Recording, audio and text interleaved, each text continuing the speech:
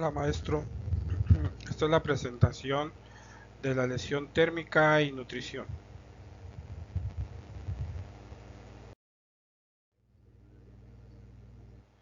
¿Cómo se define una quemadura? Es una lesión producida por alteraciones de origen térmico, calor o frío.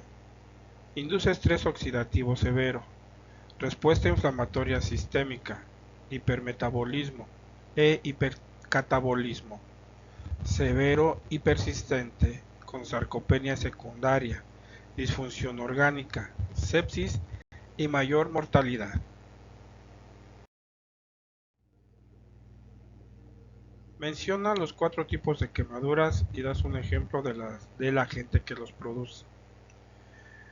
Tipo de quemaduras de origen térmico. El agente productor es calor, líquidos calientes, fuego directo, gases inflamables, frío, congelación. Quemaduras de tipo eléctrico o a causa de agentes eléctricos, electricidad industrial o descargas atmosféricas. Quemaduras a causa de agentes químicos, productos químicos, ácido, bases, gases. Y quemaduras a causa de radiaciones, radiación del sol, radiación ultravioleta, radiación ionizante, rayos X, energía atómica, radiación por isótopos radioactivos.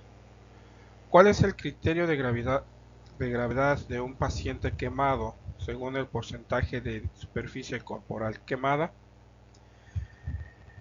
Quemado grave, también conocido como gran quemado, la superficie corporal quemada es superior al 15%.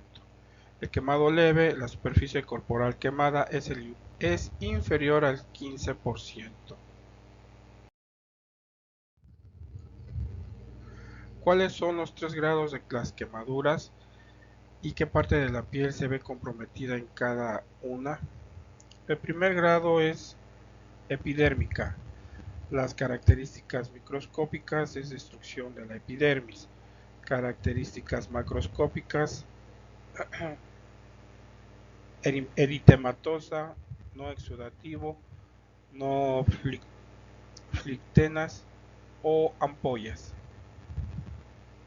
Sensibilidad a la zona muy dolorosa. Curación espontánea entre 4 y 5 días y no hay secuelas. El segundo grado superficial, dérmico superficial. Características microscópicas: destrucción de la epidermis más la dermis superficial. Características macroscópicas: ciflicteas, al retirarle su base es rojo brillante, exceso de exudado, conserva folículos pilosebáceos. Sensibilidad de la zona, no dolor, espontánea, 10 días y no hay secuelas. Segundo grado profundo, dérmico profundo. Características microscópicas: destrucción de la epidermis más la dermis. Características macroscópicas: ciflictenas, al retirarla su base es blanca o gris, menor exudado, no conserva folículos pilosebáceos. Sensibilidad de la zona, no dolor, y la curación, tratamiento quirúrgico y si deja secuelas. El tercer grado, subdérmica. Características microscópicas: destrucción de todo el espesor de la piel y zonas profundas. Características macroscópicas: negruzca, vasos sanguíneos trombosados. Sensibilidad de la zona, pérdida de sensibilidad y anestesia. Curación, tratamiento quirúrgico y deja secuelas importantes.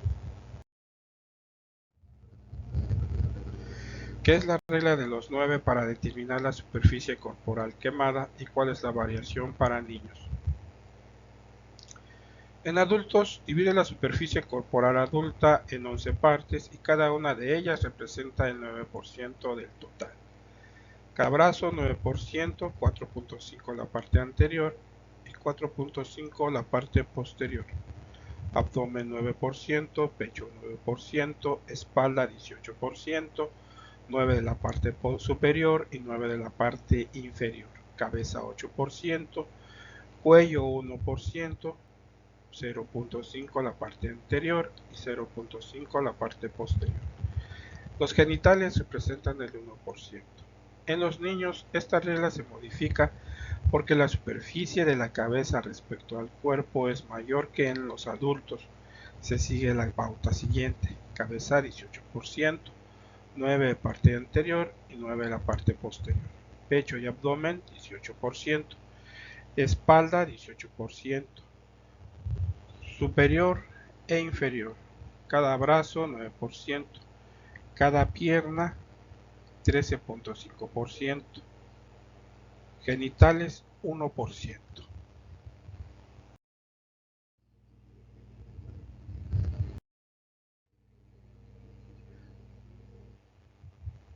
¿Cuáles son las consecuencias de la intensa respuesta hipermetabólica e hipercatabólica en la agresión térmica? Genera desarrollo de malnutrición aguda, sarcopenia secundaria y debilidad muscular adquirida, favoreciendo la aparición de infecciones, disfunción orgánica múltiple, sepsis y finalmente la muerte. ¿Cuál es el déficit energético y proteico estimado en el paciente quemado? El déficit energético es 943 más menos 554 kilocalorías por día y un déficit de proteínas de 49 más menos 41 gramos por día. ¿En qué porcentaje se eleva el gasto basal en el paciente quemado? Hasta un 40% por encima de los valores normales. ¿Cómo se hace el consumo de oxígeno del paciente quemado crítico respecto a una persona sana?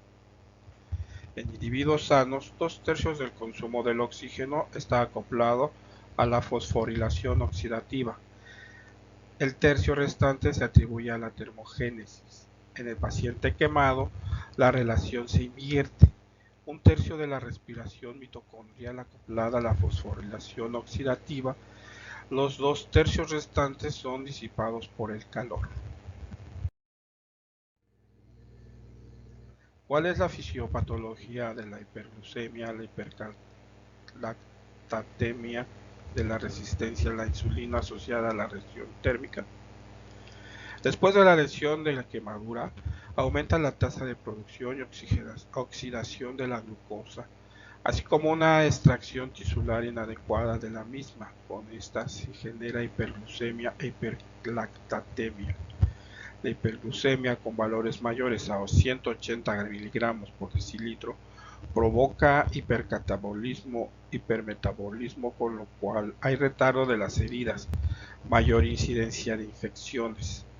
La resistencia a la insulina se produce cuando la lesión térmica induce estrés sobre el retículo endoplásmico, en la piel, tejido adiposo y muscular. ¿Cuál es el efecto fisiopatológico de la lesión térmica de las proteínas? El hipercatabolismo severo genera sarcopenia, la cual se asocia a disfunción orgánica, debilidad muscular y mayor mortalidad. Estrategias no nutricionales como el uso de propanolol aumentan el reciclaje intracelular de aminoácidos libres, los cuales son reutilizados en la síntesis proteica en el miocito, habiéndose demostrado una mayor captación de fenilalanina marcada y síntesis fraccional de proteínas.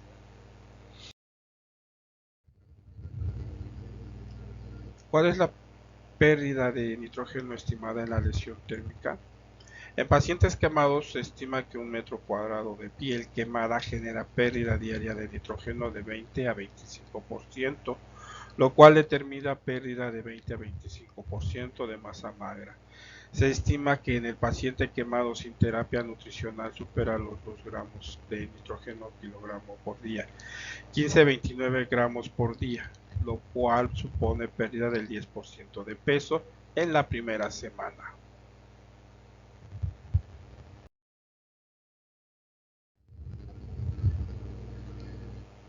5 alteraciones fisiopatológicas de los lípidos. 1. Posterior a la quemadura se produce movilización de ácidos grasos desde el tejido adiposo. 2. La lipólisis y el aumento de ácidos grasos hacia el plasma están mediados por el incremento de los niveles de catecolaminas, glucagón y adenocorticotrofina. 3. La lipólisis puede permanecer aumentada entre 5 y 2 meses posteriores a la agresión térmica. 4. Las alteraciones más pronunciadas en el perfil de ácidos grasos suceden en el día 7 y 10 post-agresión. 5. Las alteraciones favorecen el estado inflamatorio e inmunosupresión posterior a la quemadura. Menciona qué micronutrientes se ven afectados en la lesión térmica: cobre, selenio, zinc, boro, bromo, hierro, yodo.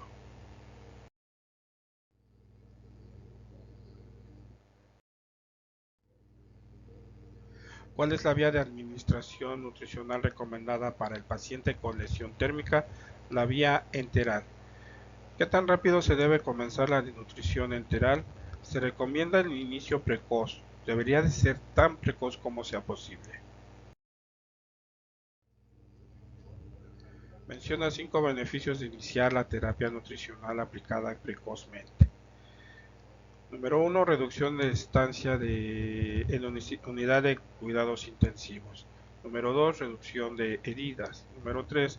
Es capaz de modular la respuesta hipermetabólica. Disminución de modo significativo de catecolaminas, cortisol y glucagón. Número 4. Aumento concomitante de la producción de inmunoglobulinas.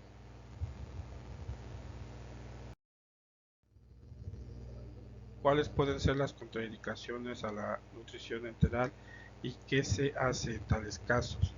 Cuando hay disfunción gastrointestinal y fallo intestinal secundario al desarrollo de hipertensión abdominal, además de síndrome compartimental abdominal, en tales casos se recomienda nutrición parenteral. ¿Cuál es la ecuación más adecuada para el cálculo energético del paciente adulto con lesión térmica y cuál para los niños? Según la literatura, la ecuación más apropiada para adultos es la ecuación de Toronto. Y para los niños, la ecuación de Mayer.